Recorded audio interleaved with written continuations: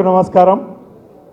కల్వకుర్తి నియోజకవర్గం, షాద్నగర్ నియోజకవర్గంలో కొందుర్గు మండలం, అదేవిధంగా నల్గొండ చింతపల్లి మండలం రైతులు, భూ నిర్వాసితులు RRR అలైన్మెంట్ని, రీజనల్ రింగ్ రోడ్ అలైన్మెంట్ని 1, 2, 3 సార్లు మారుస్తూ పేద రైతుల్ని కడుపు కొడుతూ ఒక పెత్తందారి వ్యవస్థకు దారాదత్తం చేస్తూ ఒక కార్పొరేట్ వ్యవస్థకి అనుగుణంగా పేద ప్రజల కడుపు కొట్టిన వ్యవస్థ ఈ RRR అలైన్మెంట్ మార్పు.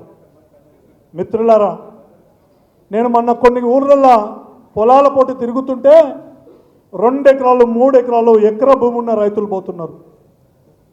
ఒక 15 కిలోమీటర్లు తిరిగితే ఏ ఒక్క రైతు కూడా 50 ఎకరాలు ఉన్న రైతు లేరన్నా.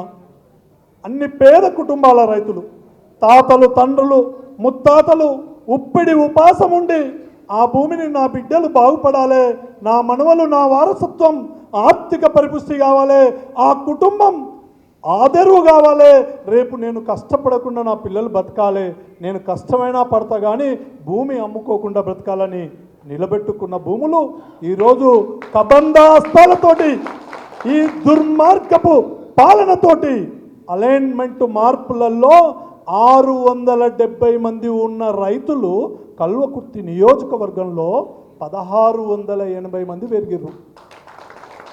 1వ అలైన్మెంట్ కేసీఆర్ గారి ప్రభుత్వ భూముల్ని దున్నడానికి, వ్యవసాయానికి పనికిరాని భూముల్ని, గుట్టల ప్రాంతాన్ని RRR అలైన్మెంట్ చేస్తే అక్కడ 600 మంది రైతులు మాత్రమే అలైన్మెంట్లో నష్టపోయారు. ఈరోజు 2వసారని 3వసారని ఈ ప్రజాపాలన పేరుతోటి పేదోడి గొంతు కోస్తున్న, పేద రైతులను కడుపు కొడుతున్న ఈ కాంగ్రెస్ ప్రభుత్వం 3వ అలైన్మెంట్లో కల్వకుర్తి ఒక్క నియోజకవర్గంలో 1687 మంది రైతులు నష్టపోతున్నారు. మిత్రులారా, 200-300% రైతులు నష్టపోతున్నారు.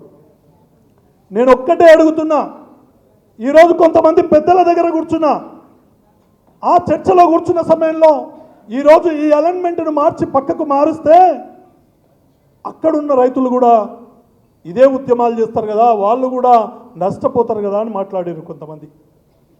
కొంతమంది ఉన్న అలైన్మెంట్నే ఉంచాలంటే అక్కడున్న రైతులు కూడా చేస్తారు కదా అని మాట్లాడారు కొంతమంది. నేనేమంటున్నంటే RRR అలైన్మెంటే వద్దని కోరాలంటున్నా. అసలు ఈ RRR వద్దు మనకి. అభివృద్ధిలో భాగమని ఇంతమంది పేద రైతుల్ని, ఇంతమంది పేద కుటుంబాలన్నీ రోడ్డు మీద వేసే RRR అవసరమా? ఆల్రెడీ ORR ఉంది, 500 ఫీట్ల ORR వేసిర్రు, దానికి బఫర్ మళ్ళీ 50 ఫీట్లని పెట్టిర్రు. దానికి అనుగుణంగా ఎక్కడంటే అక్కడ కట్ పాయింట్ ఇవ్వకుండా సర్వీస్ రోడ్ల నుంచి కూడా భూములకు దిగరాదు. మీ RRR కూడా ఇప్పుడు పెట్టిన ఈ ప్రభుత్వం కూడా RRR అదే అలైన్మెంటు, అదే జీవో. మిత్రులారా, రైతులు గమనించాలి, ఈ 350 ఫీట్ల రోడే కాదు, దాని పక్కన 50 ఫీట్లు బఫరు, అవతల పక్కన 50 ఫీట్లు బఫరు. ఆ బఫర్ల నుంచి చక్కగా నీ పొలంలో కొనికే రోడ్డు ఉండదు. ఎక్కడైతే రోడ్డు కట్ పాయింట్ ఉంటుందో, మాస్టర్ ప్లాన్ రోడ్లు ఉంటాయో, ఉన్న యథావిధిగా ఆ రోజులలో ఉన్న గ్రామాలకు అనుసంధానమైన రోడ్లు ఉంటాయో అక్కడి నుంచి మళ్ళీ రైతులంతా రోడ్ వేసుకురావాలి. ఒకసారి ఆలోచన చేసిరా?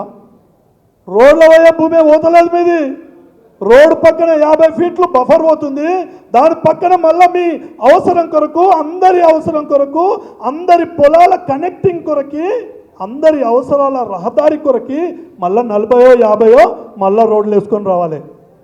అంటే సుమారుగా 550 ఫీట్ల రోడ్డు పోతుంది. 350 ఫీట్లు కాదు ఇది, 50 ఫీట్లు అక్కడ, 50 ఫీట్లు ఇక్కడ, అక్కడో 40 ఫీట్లు, ఇక్కడో 40 ఫీట్లు. ఇప్పుడు అనుభవిస్తున్నాం.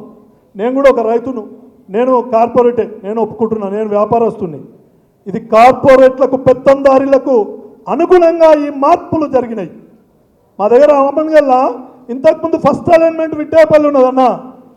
విట్టేపల్లి ఉన్నప్పుడు చెన్నారం గుట్టల మీదకి వెళ్ళి, తలకొండపల్లికి వెళ్ళి, పడకలకి వెళ్ళి, కేశంపేటకి వెళ్ళిపోయింది. ఎప్పుడైతే అమ్మన్గల్ దాటిందో ఒక ఫార్చ్యూన్ బటర్ఫ్లై అని 1000 ఎకరాల లేఅవుట్ అనుకొని పోతుంది. అది ఆ 1000 ఎకరాల లేఅవుట్ల భాగస్వామ్యం ఎవరున్నారు? ఆ 1000 ఎకరాల లేఅవుట్ ఎవరిది? ఈ త్రిబులార్ ఆనుకొని పోవడం వల్ల వాడు 3000 పెంచిండు గజానికి. 1000 ఎకరాలకు 3000 రూపాయలు ఒక గజానికి పెరిగితే ఎన్ని కోట్ల లాభం అయిందో ఆలోచన చేయండి. ఈ రకంగా అనేక రకాల వాళ్ళకు అనుగుణంగా, రాజకీయ పరిపతికి అనుగుణంగా, కాంగ్రెస్ పార్టీ నాయకులకు అనుగుణంగా అక్కడ ఉన్న వ్యవస్థలో వాళ్ళ భూములు, వాళ్ళ కుటుంబీకుల భూములు, వాళ్ళ బంధువుల భూములు, వాళ్ళ వ్యాపారానికి సంబంధించిన భూములన్నిటినీ నష్టపోకుండా పేద రైతుల మీద దొబ్బి అలైన్మెంట్ మార్చడం అంటారు. అర్థమవుతుందా? దీన్ని మీరు ఆలోచన చేయాలి, ఐకమత్యంగా ఉండాలి. చాలా సందర్భాలలో మేము ఓఆర్ఆర్ జరిగినప్పుడు కూడా అక్కడ ఉన్న రైతులు అనేక ధర్నాలు చేసిర్రు, అనేక ఉద్యమాలు చేసిర్రు. ఏ రైతు అయితే నిబ్బరంగా, ధైర్యంగా, మనోధైర్యంగా ఆ ప్రభుత్వం పైన పోరాటం చేసి ఓపికతో ఉన్నాడో ఆ రైతుకే డబ్బులు ఎక్కువ వచ్చినాయి, ఆ రైతుకే భూమికి భూమి వచ్చింది.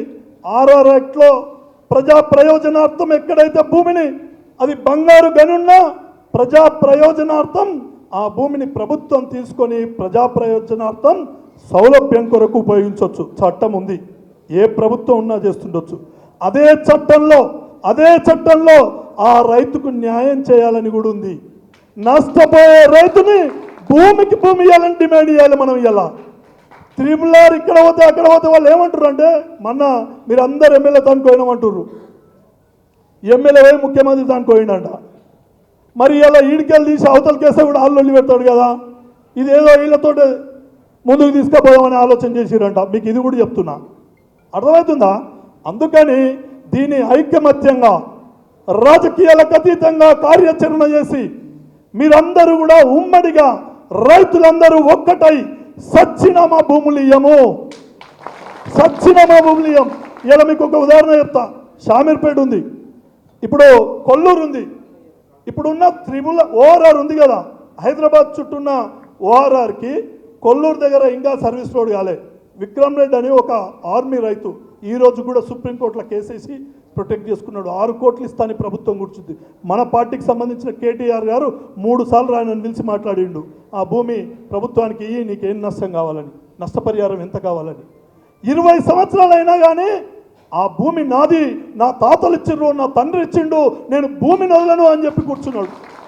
అలాంటి మనోధైర్యం, మొండి ధైర్యం ఉన్నట్టయితేనే ఈ 3 సంవత్సరాలు మీరు ఈ భూమిని అలైన్మెంట్ కాకుండా ఆపగలుగుతారు. 3 సంవత్సరాలు అయిపోయినాక ఖచ్చితంగా పెద్దలు కేసీఆర్ గారు వస్తారు. పాత త్రిబులార్ అలైన్మెంట్నే, ఆయన చేసిన అలైన్మెంట్నే అమలు చేస్తాడు. ఎందుకంటే అది ప్రభుత్వ భూములు.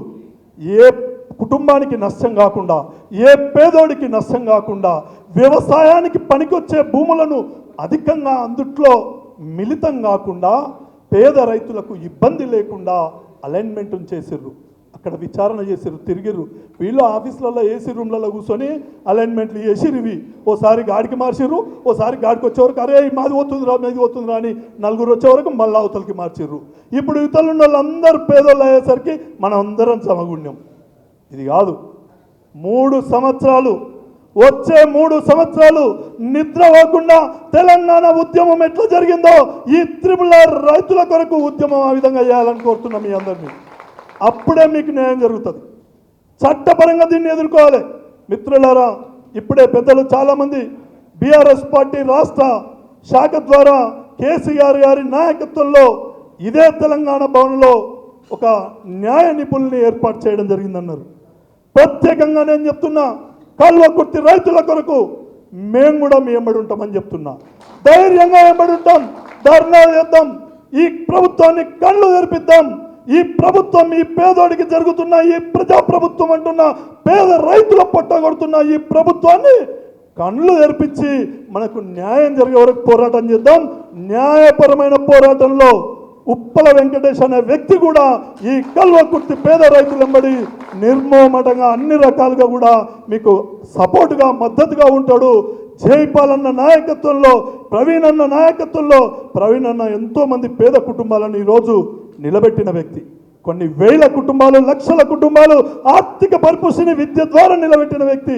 అన్న మీ నాయకత్వం కూడా ఈ మా పేద రైతులను కాపాడేందుకు మీ పోరాట పట్టుమను కూడా మాకు అనుసంధానించాలి, ఈ పోరాటంలో భాగం కావాలి, మాకు న్యాయం జరిగే వరకు కూడా మా వెంబడి మీరు ఉండాలని చెప్పి నవీన్ అన్న గారిని, పెద్దలందరినీ, నాయకులందరినీ ఐకమత్యంగా బీఆర్ఎస్ పార్టీ, మీ కల్వకుర్తి నియోజకవర్గం బీఆర్ఎస్ పార్టీ, మీ రైతుల కొరకు మీరు ఏ కార్యాచరణ చేసినా లేదా ఆ కార్యాచరణను ఒక కమిటీ వేసి ఆ కమిటీ నియమావళికి ముందుకెళ్ళడానికి మేము సిద్ధంగా ఉంటాం.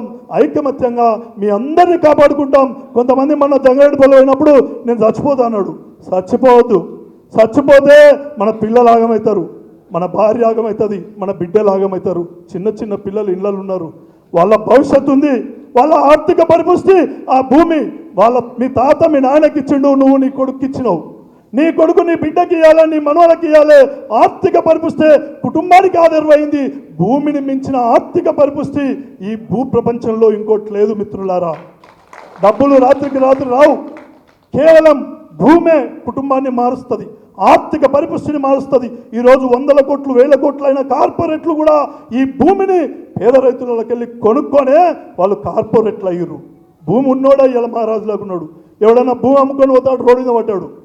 భూమి ఎవడైతే ఉప్పుడే పాసం ఉన్నా కానీ అమ్మకుండా తాతల తండ్రులు ఎవడైతే భూమిని పెట్టినో ఆయన పిల్లలు ఇలా మహారాజులాగా తిరుగుతున్నారు. ఓ 10 ఎకరాలు ఉంటే 10 కోట్లు అయింది, 2 కోట్లు ఉన్న దాన్ని 20 కోట్లు అయింది.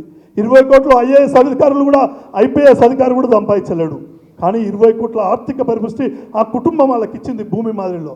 ఆ భూమిని వీడెవడు గుంజుకోవడానికి? వాని అబ్బసొత్త, ఎవడబ్బ సొత్తు కాదు. భూమి మనది, మన పట్టా భూమి, మన భూమి, మన హక్కు. సచ్చినా అందులోనే బొంద పెడతారు, బ్రతికినా అందులోనే ఇంత బియ్యం పండించుకొని తిని బతుకుతాం, ఇంత భూమి వండుకొని బతుకుతాం. అందుకని ఈ భూమిని ఎవడు గుంజుకోలేడు. ఐకమత్యంగా కొంతమందికి పిలుస్తారు, పిలిచి మీకు 10 ఎక్కిస్తామంటారు. ఇంకా 4 ఎవరు గట్టిగా తిరుగుతారో వానికి పిలిచి జర సలహా చేస్తారు, ఒకరిని తీసుకుంటారు. ఇప్పుడే చెప్పారు పెద్దలు, ఓ 20 ఎకరాలు ఉన్నోని 2 ఎకరాలు పోతే ఏమవుతుంది, మిగతా ఈ 18 ఎకరాలకు రేట్ వస్తుందని నచ్చ చెప్తారు. ఇట్లాంటివి కాకుండా ఐకమత్యంగా దీన్ని కార్యాచరణ చేయండి. ఇంకా ఒకరు ఏం చెప్పారంటే ఉమ్మడిగా కేసులు ఇద్దామన్నారు. ఉమ్మడిగా కేసులు ఇస్తే కూడా ఒకటి నష్టం ఉందన్నావు.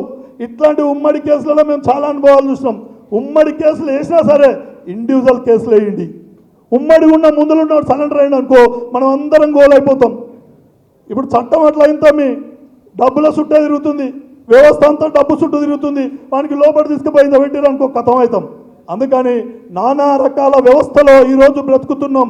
మనను మనం నిలబెట్టుకోవడానికి, మన కుటుంబాన్ని ఆదరవు చేసుకోవడానికి, మన ఆర్థిక పరిపుష్టిని, మన పిల్లల జీవితాలను బంగారు భవిష్యత్తు వైపు తీసుకుపోవడానికి, ఈ భూమిని కాపాడుకోవడానికి ఇండివిజువల్గా చట్టపరంగా కూడా ముందుకెళ్లాలని మీ అందరినీ కోరుకుంటూ, మీ ఎంబడి ఇండివిజువల్ చట్టపరంగా కూడా నేను ముందుంటానని తెలియజేస్తూ, మీ అందరికీ కూడా పేరు పేరున ఉద్యమాభినందనలు తెలియజేస్తున్నా.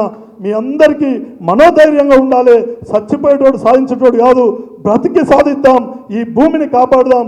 3 ఏళ్ళు కాపాడితే కేసీఆర్ గారు వచ్చినాక మనందరి బతుకులు మళ్ళీ తెల్లగైతాయని చెప్పి తెలియజేసుకుంటూ, జై హింద్, జై తెలంగాణ.